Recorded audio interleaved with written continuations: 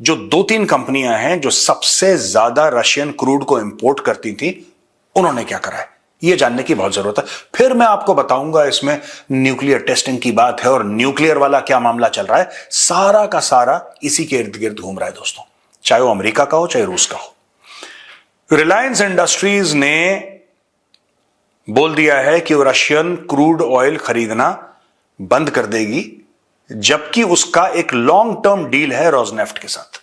लेकिन जब आप डील साइन करते हैं उसमें सैंक्शन वैंक्शन दुनिया भर की चीजें लिखी रहती हैं, कैविएट्स होते हैं, इफ एंड बट होते हैं, राइट।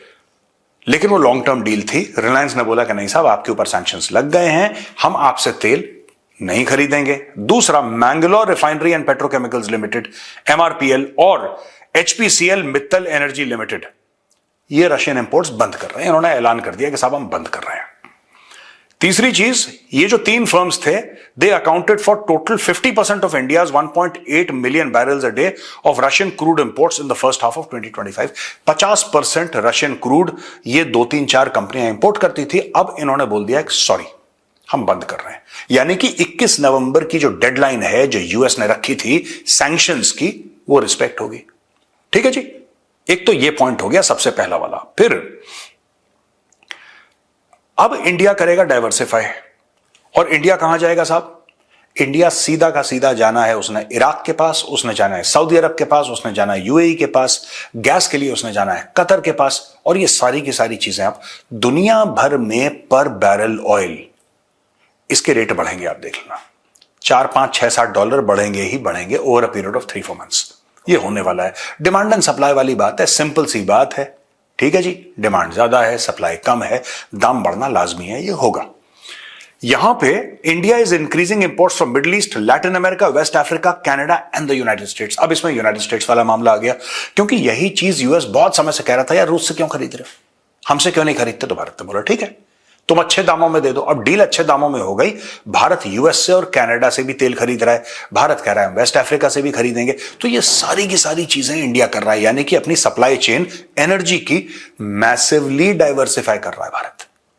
अगर रूस से नहीं मिलेगा तो 4 जगह और से मिलेगा, क्योंकि दोस्तों इकोनॉमी तो ऑयल पे चलती है। आपको अच्छा लगे बुरा लगे, without oil you can't run your economy even for 1 day और इवन हाफ अ डे। यहां पे US crude imports hit 568,000 barrels a day in October 25, the highest since March 2021. The surge was driven by economics, not sanctions, and expected to stabilize at 250 to 350,000 barrels a day in December, January. अब हुआ क्या है कि आप देखते हैं कि रूस से भारत लेता था at a peak 1.8 million barrels a day. कितना? 1.8 million barrels a day. और भारत बहुत कम लेता था, ना के बराबर तेल ले। 2023-24 में भारत ने करीब $5 अरब का तेल लिया होगा यूएस से, बहुत छोटा, ठीक है, $5 अरब कुछ भी नहीं है, उतना तेल लिया। लेकिन अब भारत ने इंक्रीज कर दिया है 568,000 barrels a day from the US. आप ये लगा लो कि लगभग ये 1/3 ऑफ रशियन पहुंच गया है। रशिया एक मुल्क है, 1/3 रशिया का ऑलमोस्ट, या आप 30%, तो 27 से लेकर 30% आप मोटा मोटी पकड़ लो, भारत ले रहा है। जितना रूस से ले रहा था उतना अब अमेरिका से ले रहा है, उसका 30%। बाकी वेस्ट अफ्रीका से ले रहा है भारत, बाकी और देशों से, कनाडा से ले रहा है, सबसे ले रहा है, फैलावा हो रहा है इसका। यहां पे ग्रेजुअल रिकवरी, लोग कह रहे हैं कि ठीक है, जो ऑयल प्राइसेस हैं वो स्टेबलाइज हो जाएंगे 2026, 3-4-5 महीने लगेंगे, वो सारा का सारा मामला सेट हो जाएगा। अब दोस्तों इसके बीच में ना 2-3 चीजें हैं जो लोग कह रहे हैं कि नहीं भारत ने ऐसा बोला था, फिर ऐसा क्यों, मैं आपको बताता हूं। एक तो भारत की ट्रेड डील हो रही है, भारत की अमेरिका के साथ ट्रेड डील हो रही है। डोनाल्ड ट्रंप कई बार कह चुका है he is very excited for the trade deal, और भारत ट्रेड डील साइन करने वाला है। बातें चल रही हैं।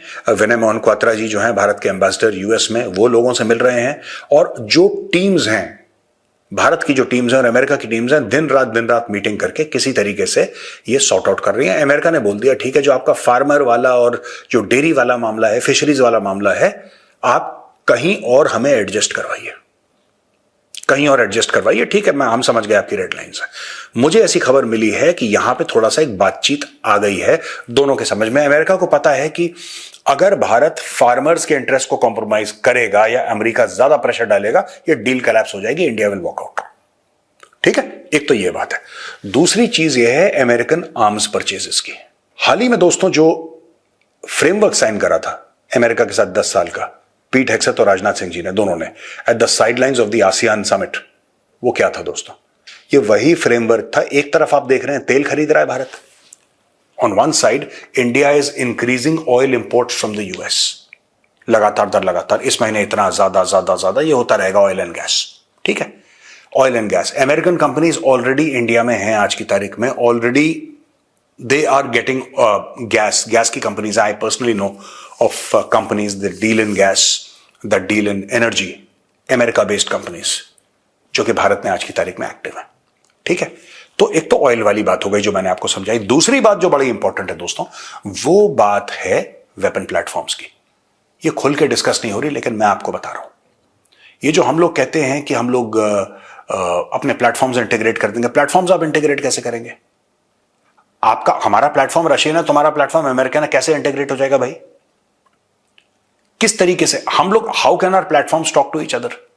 ये रशियन प्लेटफॉर्म है, अमेरिकन प्लेटफॉर्म है। बेसिकली अमेरिका ये कह रहा है कि over a period of time you start buying American equipment. और दोस्तों इसमें जो नगीना है, जो टेस्ट केस है, जो क्राउन जूल है इस पूरी की पूरी चीज का, सिर्फ और सिर्फ एक है, अमेरिकन फाइटर जेट्स। मैं ये आज बिल्कुल नहीं कह रहा कि भारत खरीदेगा, please note what I am saying. I am not saying India will certainly bye American fighter jets, मैं ये नहीं कह रहा। मैं ये कह रहा हूं कि अमेरिका पूरा दबाव डालेगा कि आप खरीदो। अब भारत खरीदता है नहीं खरीदता, nobody knows, but America will do its best to ensure that India buys American fighter jets and other American weapons, क्योंकि भारत के पास पैसा है। अमेरिका एक बहुत बड़ा वेपन्स का, दुनिया का सबसे बड़ा वेपन्स का सप्लायर है। और यहां पे कौन सी ऐसी अमेरिकन कंपनी नहीं है जिसका नई दिल्ली में ऑफिस नहीं है? यार कौन सी ऐसी बड़ी कंपनी आप बताओ? नेम वन अमेरिकन ब्रांड में, नेम वन यूरोपियन ब्रांड जो कि वेपन्स बनाते हैं और जो कि दिल्ली में जिनके ऑफिस नहीं है। हर जगह है। तो ये हो रहा है, ये दूसरी बात है। तीसरी एक और चीज है दोस्तों कि डोनाल्ड ट्रंप को अब एक बात समझ में आ गई है। आप कभी देखना, उसने शी जिनपिंग से हाथ मिला लिया, इनका समिट हो गया, सब कुछ हो गया, लेकिन फिर भी इनके ताने मारने की आदत नहीं गई डोनाल्ड ट्रंप और उसकी टीम की। ये कुछ कुछ ऐसा कहते रहते हैं जिससे चाइनीज इरिटेट हो।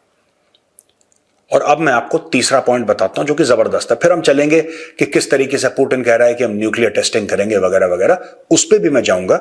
लेकिन उसके पहले मैं आपको यह बताना चाहता हूं, देखिए साहब, दो बड़ी लड़ाइयां हैं दुनिया में आज की तारीख में। कई लड़ाइयां चल रही हैं, लेकिन दो बड़ी लड़ाइयां। एक इजराइल हमास वाली चल रही है, और आज ही के कैप्सूल में हमने आपको बताया किस तरीके से इजराइल ने ठोक दिया जाके हिजबुल्लाह को लेबनान में, मारा दोबारा दमादम, ऊपर से बम गिराए। ठीक है, एक तो वो लड़ाई चल रही है जिससे पूरा का पूरा मिडिल ईस्ट और वेस्ट एशिया, जिसको इंडियंस कहते हैं वेस्ट एशिया, पूरी दुनिया मिडिल ईस्ट कहती है, उस इलाके में बहुत असमंजस की स्थिति है। एक तो वो लड़ाई चल रही है, और दूसरी बड़ी लड़ाई चल रही है रशिया यूक्रेन की। और दोनों लड़ाइयों के पीछे चीन खड़ा हुआ है, दोनों लड़ाइयों के पीछे। ये मैंने समझा भी दिया था कैप्सूल में, दोबारा समझाता हूं। हिजबुल्लाह, हमास, हूथियों और बाकी सबको, ये जितने भी टेरर ग्रुप्स हैं, सबको ईरान सपोर्ट कर रहा है। और तेल खरीद के वापस देखिए, तेल, हथियार, जियोपॉलिटिक्स किस तरीके से इंटरट्वाइंड है, किस तरीके से मिक्स्ड है। It is the same story, ये वही स्टोरी है। ठीक है, ईरान के पास पैसे कहां से आए? क्योंकि ईरान अपना 90% तेल चाइना को बेच रहा है, राइट? ईरान के पास पैसे आ गए। जब ईरान के पास पैसे आ गए, ईरान उस पैसे से, या हथियार आ गए, उन हथियारों से इनको सप्लाई कर रहा है आगे। ईरान का क्या इंटरेस्ट है? ईरान का पूरे के पूरे वेस्ट एशिया में, मिडिल ईस्ट में वर्चस्व बना हुआ है। ईरान की फॉरेन पॉलिसी ऐसी कंडक्ट होती है दोस्तों। जो इस्लामिक रेवोल्यूशनरी गार्ड कोर है, IRGC, वो क्या कर रहा है? वो यही तो है। That is an intrinsic part, an integral part of Iran foreign policy.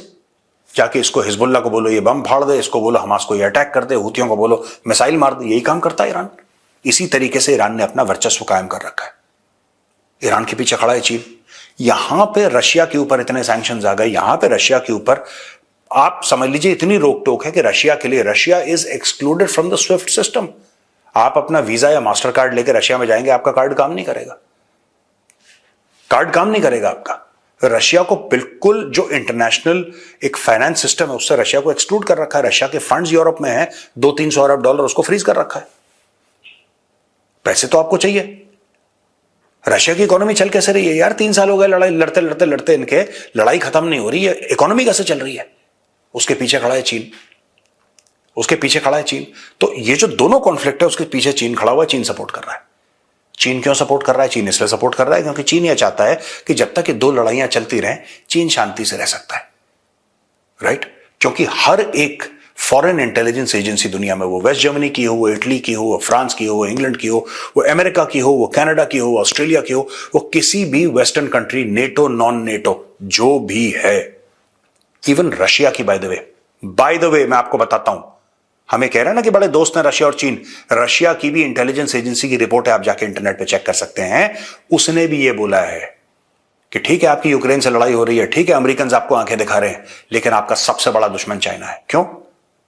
आपको एक बात पता है, शायद आपको नहीं पता होगी, रूस के साइबेरिया इलाके में लाखों एकड़ जमीन रशिया की चाइना घेर चुका है। और चाइना ने अपने फार्मर्स को, अपने किसानों को पट्टे पे दे रखी है। जो देसी लोग हैं समझ रहे हैं अधिया क्या होता है, पट्टा क्या होता है। उसने पट्टे पे जमीन दे दी रूस की। अब ग्लोबल टेम्परेचर राइज कर रहे हैं, 2-3 डिग्री टेम्परेचर में फर्क हो गया। तो जहां पे पहले बर्फ जमी रहती थी अब बर्फ नहीं जम रही है। अब नीचे वो लोग लेटेस्ट फार्मिंग इक्विपमेंट लेकर आते हैं और वहां पे लाखों एकड़ पे चाइनीज फार्मर्स फार्म कर रहे हैं। वहां पे सेटल हो गए। रूस की जमीन है भाई, वो रूस की जमीन है, चाइना ने घेर ली है। और रशिया को पता है, लेकिन रशिया फंसा हुआ है यूक्रेन की लड़ाई में। वो फंसा है पूरे नेटो के साथ। उसको पता है कि चाइना के साथ पंगे नहीं ले सकते। तो मैं ये कह रहा हूं कि सारी फॉरेन इंटेलिजेंस एजेंसीज अपने अपने देशों को सिर्फ एक चीज बता रही हैं कि तुम्हारा सबसे बड़ा दुश्मन चाइना है। और दोस्तों ये बात चाइना भी जानता है, भली भांति परिचित है। चाइना इस बात से भली भांति परिचित है कि अगर ये दो बड़ी लड़ाइयां खत्म हो गई फिर पूरी दुनिया मिलकर चाइना को घेरेगी। और चाइना इतना भी पावरफुल नहीं है आज की तारीख में कि पूरी दुनिया को संभाल ले। वो कभी इतना पावरफुल नहीं होगा कि पूरी दुनिया, अमेरिका उसके खिलाफ, राइट? सब कुछ है। आज की तारीख में भारत का चाइना के साथ बड़ा बड़ा अच्छा प्यारी प्यारी बातें हो रही हैं कि हम आपको रिस्पेक्ट करते हैं, हमें रिस्पेक्ट करते हैं। ये शॉर्ट लिव्ड है, ये शॉर्ट लिव्ड है। चाइना फिर धोखा देगा, चाइना फिर गलवान में घुसने की कोशिश करेगा या कहीं और, राइट? तो इसलिए चाइना चाहता है लड़ाइयां चलती रहें। और आखिरी में वहां पे बैठा व्लादिमीर पुतिन ये कह रहा है, जब उसने सुना ना इसकी डायलॉगबाजी डोनाल्ड ट्रंप की कि हम फिर से न्यूक्लियर टेस्ट करेंगे, और रशिया भी कर रहा है, करा हमने कब करा यार? हमने तो 1990 में अपना आखिरी न्यूक्लियर टेस्ट करा था, तुमने तो 92 में फिर करा, हमने तो कोई नहीं करा उसके बाद टेस्ट कर। नहीं, हम, साफ सीधी बात है, अगर अमेरिका करेगा हम भी करेंगे, अमेरिका करेगा हम भी करेंगे। अब दोस्तों न्यूक्लियर धमकियां, आज तक हम देखते थे कि सिर्फ नॉर्थ कोरिया और पाकिस्तान जैसे देश न्यूक्लियर धमकियां देते थे।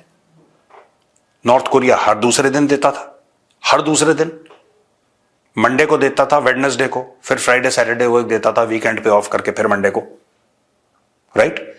और पाकिस्तान का भी ये पैटर्न था, मंडे को कोरिया ने देनी है, नॉर्थ कोरिया ने, तो ट्यूसडे को, मंगल को पाकिस्तान देगा। एक एक दिन छोड़ के ये लोग देते थे। अब दो सबसे बड़े न्यूक्लियर पावर, रशिया और अमेरिका, सबसे बड़े, वो एक दूसरे को न्यूक्लियर धमकियां दे रहे कि हम भी टेस्टिंग करेंगे। तो ये सब oil, weapons, nuclear weapons, geopolitics, सब ऐसे मिक्सअप हो गए दोस्तों। खबर लेटेस्ट ये है कि भारत की बड़ी बड़ी कंपनियों ने रूस से तेल खरीदना बंद कर दिया है, क्योंकि तराजू के दूसरे पल्ले में एक तरफ तेल है, दूसरे पल्ले में है डिफेंस एग्रीमेंट और ट्रेड एग्रीमेंट। ये दो चीजें हैं और इंडिया ने यह डिसाइड कर लिया है कि डिफेंस एग्रीमेंट और ट्रेड एग्रीमेंट ज्यादा महत्वपूर्ण है। तेल जो है हम कहीं और से ले लेंगे, और जो 4-5 अरब डॉलर का हमें सालाना नुकसान होगा वो एक बहुत छोटा अमाउंट है, वो हम कहीं और से पूरा कर लेंगे। दैट विल मैनेज, वो हम कहीं से मैनेज कर लेंगे। ये भारत ने मन बना लिया है। 21 नवंबर डेडलाइन है और भारत ने अपने तेल के इंपोर्ट्स जो थे रशिया के, वो लगभग ना कर दिए हैं। आज का वीडियो कैसा लगा दोस्तों? आपको पसंद आए तो उस वीडियो को लाइक करिए, हमारे चैनल को सब्सक्राइब करिए, बेल आइकन दबाना बिल्कुल मत भूलिएगा। जय हिंद, वंदे मातरम, भारत माता की जय।